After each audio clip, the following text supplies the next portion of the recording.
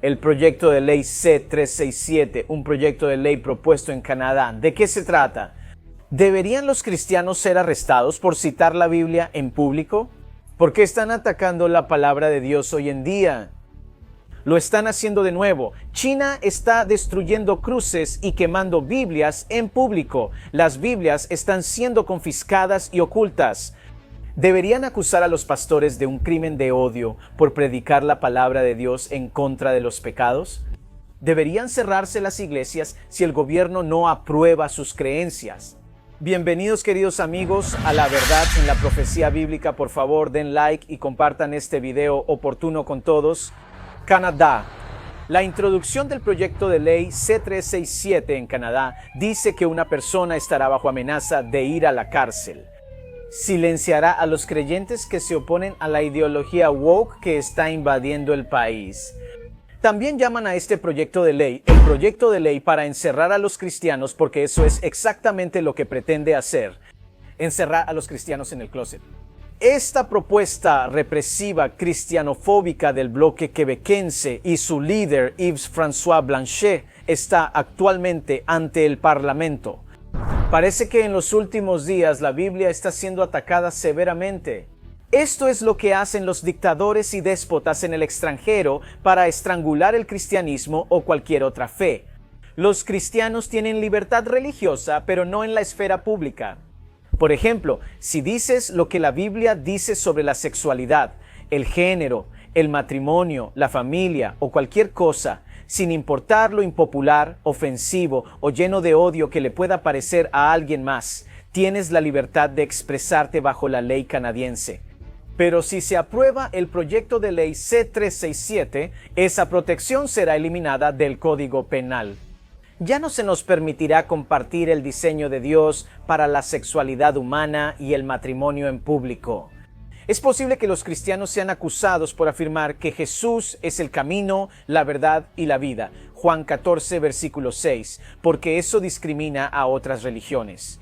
De hecho, criticar las enseñanzas y prácticas de otras religiones podría equivaler a un crimen de odio. ¿Y quién puede olvidar cómo el anticristo, a través de Roma, mató a 50 millones de cristianos y quemó Biblias según la profecía de 1260 años de Apocalipsis 11? ¿Se volverán a esconder y quemar Biblias por el anticristo? La respuesta es sí. ¿Por qué Satanás quiere sentarse a los lados del norte? Isaías 14, versículo 13. Porque tú dijiste en tu corazón: subiré al cielo, en lo alto, junto a las estrellas de Dios, levantaré mi trono. Me sentaré sobre el trono de la asamblea a los lados del norte.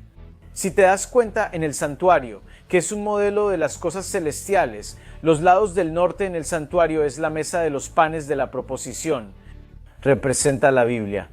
6 panes a la izquierda y 6 panes a la derecha, representando los 66 libros de la Biblia.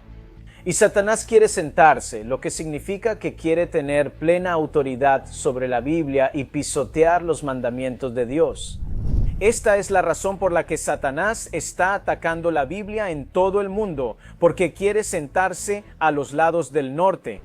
Apocalipsis 13:4. Así que adoraron al dragón que le dio autoridad a la bestia y adoraron a la bestia diciendo: ¿quién es como la bestia? ¿Quién puede hacer guerra contra ella? Ahora veamos y observemos cómo habla Estados Unidos. ¿Cómo habla Estados Unidos? La respuesta es que habla a través del representante que el pueblo ha elegido. Los representantes debidamente elegidos del Congreso de los Estados Unidos son la voz del pueblo, por el pueblo y para el pueblo. Es significativo que Apocalipsis 13, versículo 11, sea la única vez en la profecía bíblica donde se nos dice explícitamente qué tipo de cuernos tenía una bestia en su cabeza.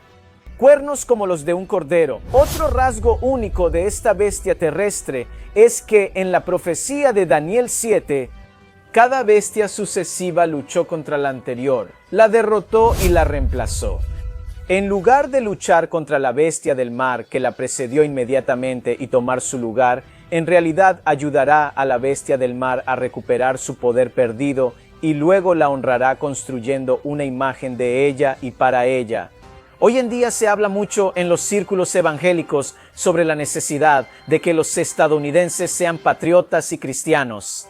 Se asume que, para ser ambos, el gobierno de los Estados Unidos debe apoyar la religión a través de cosas como la inscripción en nuestra moneda, la expresión "una nación bajo Dios" en el juramento a la bandera, vales gubernamentales para enviar a los niños a escuelas religiosas, oraciones escolares obligatorias por el gobierno, fondos federales para la elección caritativa, exhibiciones religiosas en propiedad pública y cosas por el estilo. Pero como ya hemos visto, separar los asuntos de la Iglesia y el Estado es cristiano porque es lo que enseñó Cristo. Y también es patriótico porque está en armonía con los documentos fundacionales de la nación.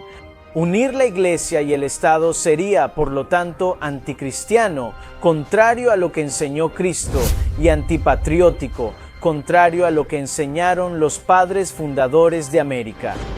Hablemos sobre la primera enmienda. Revisemos la primera enmienda de la Constitución de los Estados Unidos. El Congreso no hará ninguna ley respecto al establecimiento de una religión, cláusula número 1, ni prohibiendo el libre ejercicio de la misma, cláusula número 2. Ni coartando la libertad de expresión o de prensa, ni el derecho del pueblo a reunirse pacíficamente y a solicitar al gobierno la reparación de agravios.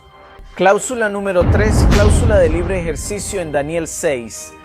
Dios puso a Darío para gobernar en asuntos civiles, pero él se excedió en sus límites y dio un decreto religioso que prohibía el libre ejercicio de la religión.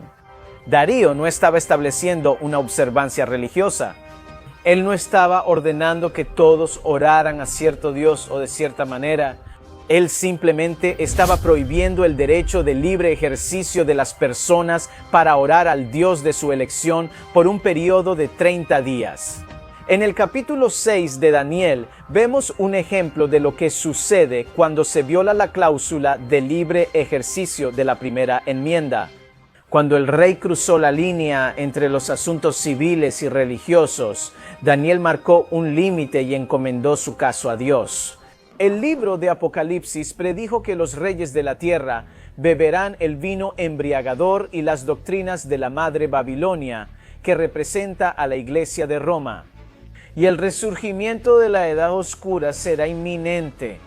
El argumento que se usó contra Jesús hace 2000 años será invocado una vez más. Es mejor que estos disidentes mueran a que Estados Unidos perezca. Amigos, ¿seguirán compartiendo la palabra de Dios? ¿Se mantendrán firmes en las Escrituras en medio de la persecución? Así es como nos convertimos en el remanente del pueblo de Dios, siguiendo las Escrituras y compartiendo la palabra de Dios con amor. Amigos, TIBP Media los invita hoy a ser cristianos que creen en la Biblia, a vivir el estilo de vida del Evangelio y a experimentar el amor y la misericordia de Dios. ¿Te gustaría ser un cristiano que cree en la Biblia? Por favor, escríbelo en la sección de comentarios. La palabra de Dios está en mi corazón. Queridos amigos, gracias por apoyar nuestro ministerio y proclamar continuamente la verdad en la profecía bíblica.